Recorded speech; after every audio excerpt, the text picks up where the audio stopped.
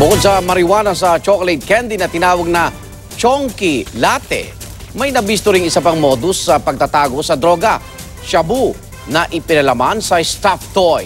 Saksi si John Consulta, exclusive.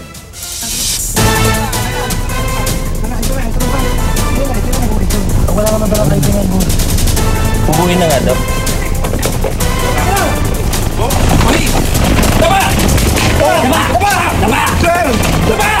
Hindi na nakapalag ang isang manong nasa likod ng kategoryang chonky latte ng palibutan ng mga pulis.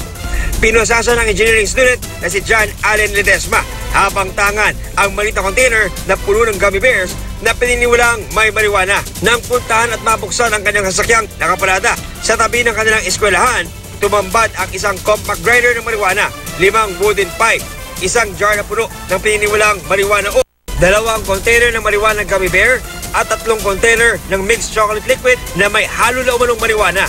Itong lugar na to, ito yung lutuan ng tinatawag nating hash na kino-convert nila to sa chocolate. Minsan ginagamit pa na inihalo pa nila dun sa lambanog. Si Ledesma raw ang nagtitimpla ng marijuana, liquid choco na isinasalin sa mga hulmahan at pinapatigas para maging marijuana chocolate candies.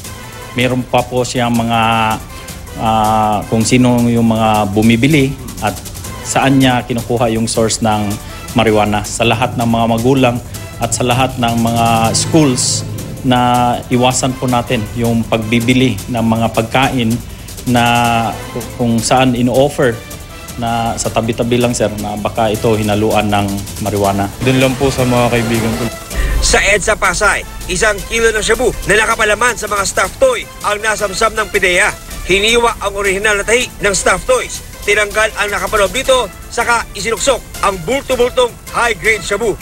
Panibagong estilo ito dahil noong mga nakaraan, hindi na talaga, abutan na lang, kita mo yung items Pero ito bago kasi ito nakapalaman dun sa loob, tapos tinahipan nila. Nakuha ang kontrabando na 5 milyong piso ang market value mula sa mag-asawang Ibrahim at Amina Kitok. Abutan nga lang yung naging scheme nito mag-asawa, pero buti nahuli namin. Kasi mabilisan lang talaga. Along EDSA so kita mo naman yung traffic dyan. Nasa Bilibid daw ang nag-utos sa mag-asawang suspect na i-deliver ang kontrabando. Tinawagan ako, sabi niya, utusan kita.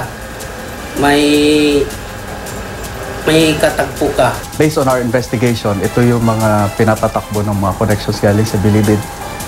Kasi karamihan ngayon ng mga nahuli namin, yun talaga tinutumbok Ito raw ang pangalawang beses na nagsilbing courier ang mag-asawa. Sobra akong nagsisi, sir. Bakit ako nakapatok sa mga ganun? Ako si John Consulta, ang inyo saksi.